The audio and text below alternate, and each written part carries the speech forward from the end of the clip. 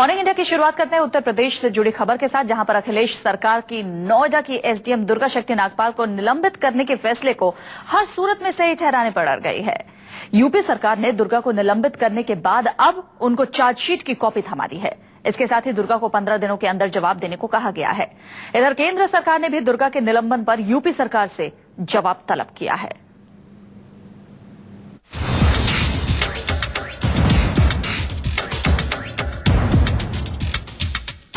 दुर्गा पर अड़ी यूपी की अखिलेश सरकार।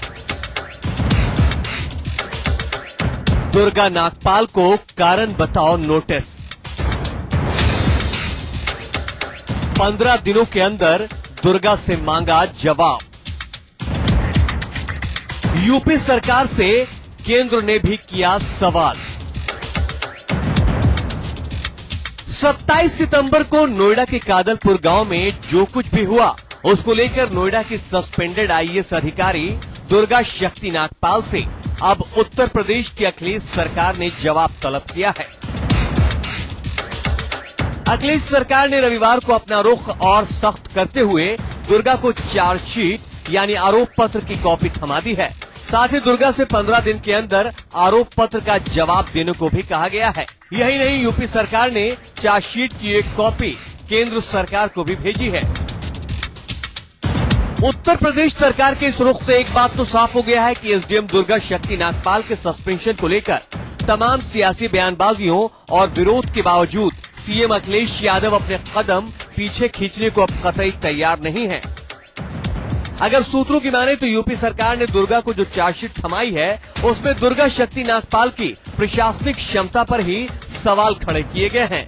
चार्जशीट में कहा गया है कि दुर्गा में प्रशासनिक क्षमता की बेहद कमी है और उन्होंने मस्जिद की दीवार को गिराने में किसी भी कानूनी प्रक्रिया का पालन नहीं किया। उनसे पूछा गया है कि इस मामले में वरिष्ठ अधिकारियों से सलाह क्यों नहीं ली गई।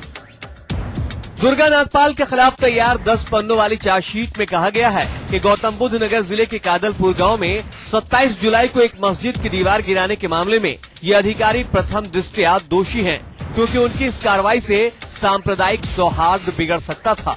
सरकार ने चार्जशीट में कहा है कि मस्जिद की दीवार गिराने के मामले में दुर्गा नागपाल ने उपयुक्त कानूनी प्रक्रिया का पालन नहीं किया और उनमें प्रशासनिक योग्यता का अभाव है। मेरठ के कमिश्नर मनजीत सिंह के जांच रिपोर्ट के आधार पर ये चार्जशीट तैयार की गई है।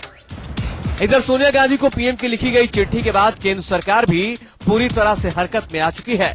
केंद्र सरकार के कार्मिक मंत्रालय के कार्मिक एवं प्रशिक्षण विभाग ने उत्तर प्रदेश की अखिलेश सरकार से आईएएस अधिकारी दुर्गा शक्ति नागपाल के निलंबन पर रिपोर्ट मांगी है। कार्मिक मंत्रालय खुद प्रधानमंत्री मनमोहन सिंह के पास है, इसलिए पीएमओ की भी इस पूरे मामले पर नजर है।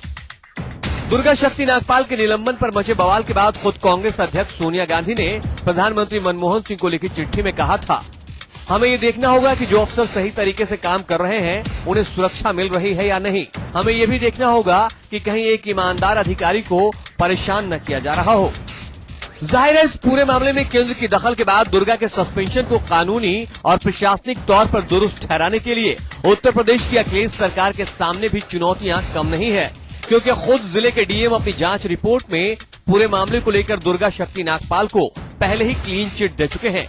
लेकिन अभी तो अखिलेश सरकार ने गेंद दुर्गा के पाले में डालकर और उन्हें ही उल्टा चार्जशीट थमा दी है और दीवार गिराए जाने के मामले में जवाब तलब किया है।